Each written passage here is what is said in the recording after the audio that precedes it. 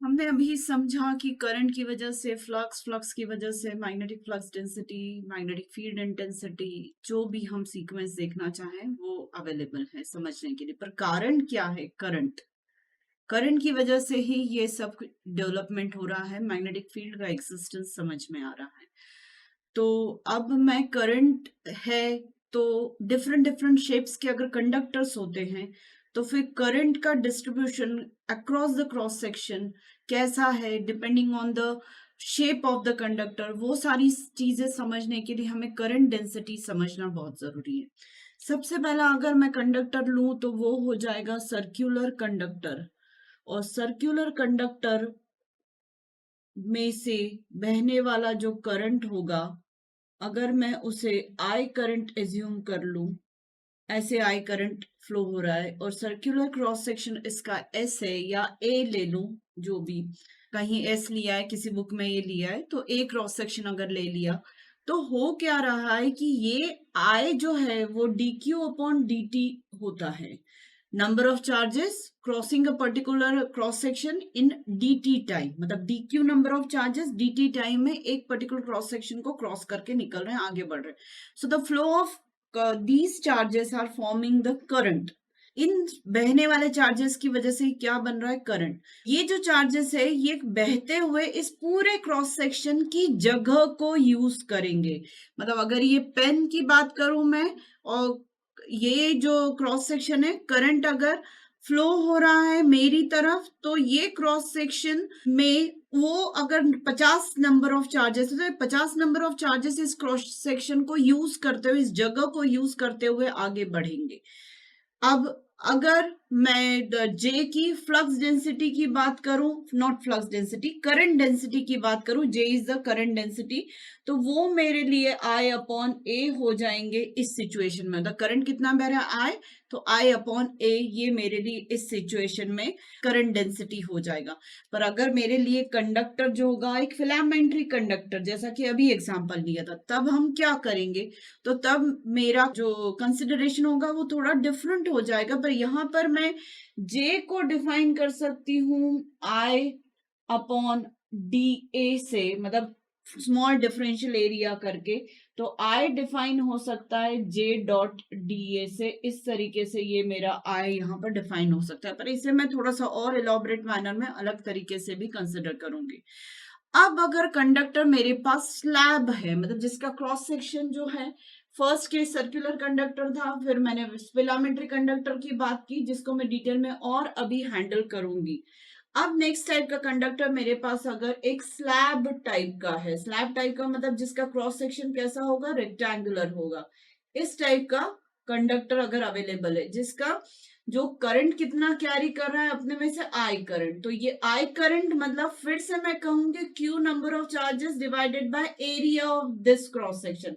ये एरिया की मैं बात करूं तो ये हाइट ऑफ द स्लैब के क्रॉस सेक्शन की हाइट हो गई, और ये अगर विड्थ हो गई जिसको मैं ब्रेड्थ बी से डिफाइन कर रही हूं, तो ए जो हो जाएगा यहाँ पर एरिया वो बी इंटू एच हो जाएगा। तो ये आई करंट कॉन्स्टिट्यूट हो रहा है क्यू नंबर ऑफ चार्जेस से। जैसा एग्जांपल मैंने अभी 50 चार्जेस कर लिया था, 50 डिवाइडेड बाय बी एच, ये यहाँ पर जे डिफाइन हो जाएगा। तो ये आई डिवाइडेड बाय यहां पर हो जाएगा नॉट एरिया, सॉरी ये टाइम है, Q डिवाइडेड बाय टाइम से तो करंट फॉर्म हो रहा है। J is equal to I upon B H से J करंट डेंसिटी डिफाइन हो जाएगी।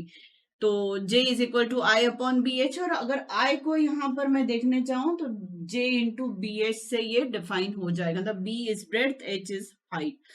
अब इसके बाद अगर मेरे पास नॉन यूनिफॉर्म करंट होगा, अगर नॉन यूनिफॉर्म करंट डेंसिटी होगी, मतलब अगर एक रैंडम कोई भी शेप है, इस एरिया की अगर मैं बात करूं तो direction of this area DS ऐसा हो जाएगा, और करंट की डायरेक्शन अगर ऐसी होगी तो जे की डायरेक्शन थीटा एंगल पे हो जाएगी। तो इस केस में अगर मैं आई डिफाइन करने जाऊं, क्योंकि नॉन यूनिफॉर्म है, तो I must go for J dot DS.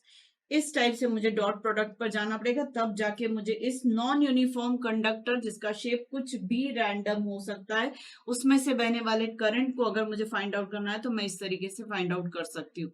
एक और शेप ऑफ कंडक्टर हो सकता है, वो मेरा हो सकता है शीट टाइप का, मतलब एक थिन शीट है, इस थिन शीट में भी करंट कैरी हो सकता है और ये करंट आए ऐसे इस थिन शीट में से फ्लो हो रहा है। और इसकी लेंथ अगर मैं के मान लू, हाइट नहीं है, इसे मैंने स्क्वीज कर दिया, एच को मैंने ऑलमोस्ट टेंडिंग टू जीरो कर दिया, सिर्फ बी को रखा और बी को मैं यहां पर कितना बता रही हूं, के बराबर। तो यहां पर मैं डिफाइन करूंगी लीनियर करंट डेंसिटी जे, जो कि आई अपॉन बी से डिफाइन होगा। यहां पर बी ब्रेड्थ ले लिया, लीनियर करंट डेंसिटी को के से डिफाइन कर दे तो आई अपॉन बी जो होगा वो यहाँ पर लीनियर करंट डेंसिटी से डिफाइन होगा। मतलब this K is not at all equal to J. इसकी यूनिट आ रही है एम्पियर्स पर मीटर और जे की यूनिट आती है एम्पियर्स पर मीटर स्क्वायर। तो ये दोनों इक्वल तो हो ही नहीं सकते। तो इस तरीके से यहां पर मैं लीनियर करंट डेंसिटी डिफाइन कर रही हूं, जहां पर H height of the cross section नहीं है, सिर्फ एक शीट है और शीट की जो लेंथ है या विड्थ है उसे अगर मैं बी ले लेती हूँ विड्थ को, तो यहां पर मैं लीनियर करंट डेंसिटी डिफाइन कर रही हूँ क्योंकि चार्जेस जो है वो कौन सी जगह को यूज कर रहे हैं फ्लो होने में, बी लेंथ को यूज कर रहे, तो आई अपॉन बी एम्पियर्स पर मीटर से मेरा डिफाइन हो जाएगा यहां पर लीनियर करंट डेंसिटी। और ये लीनियर करंट डेंसिटी नहीं, ये एरिया वाइज करंट डेंसिटी है जे, और के जो है वो लीनियर करंट डेंसिटी, क्योंकि इसकी यूनिट एम्पियर्स पर मीटर है और इसकी यूनिट एम्पियर्स पर मीटर स्क्वायर है। तो इस तरीके से मैं के को डिफाइन कर सकती हूँ। और अगर मैं के रिस्पेक्ट में आई को डिफाइन करने जाऊं यहां से, तो ये बी इंटू के मेरे लिए हो जाएगा। जैसे जे डिफाइन किया है यहाँ पर, जे की मदद से आई को डिफाइन किया, वैसे के की मदद से आई को डिफाइन करें तो इस तरीके से हो जाएगा। तो ये कंप्लीट डिफरेंट करंट डेंसिटीज है, अलग अलग शेप के कंडक्टर से बहने वाले करंट्स की वजह से करंट डेंसिटीज कैसी डेवलप हो सकती है वो बताया। और अल्टीमेटली ये जब कंडक्टर से बह रहा है, चार्जेस बह रहे हैं, Q अपॉन टी से या D Q by D T से कैसे भी मैं डिफाइन करूं, अल्टीमेटली ये अपने चारों तरफ मैग्नेटिक फील्ड ही डेवलप कर रहे हैं। आगे जाके मैं आपको इसको एलॉबरेट करके बताती हूँ, और ये है current element. So I will go for the current element in the next topic.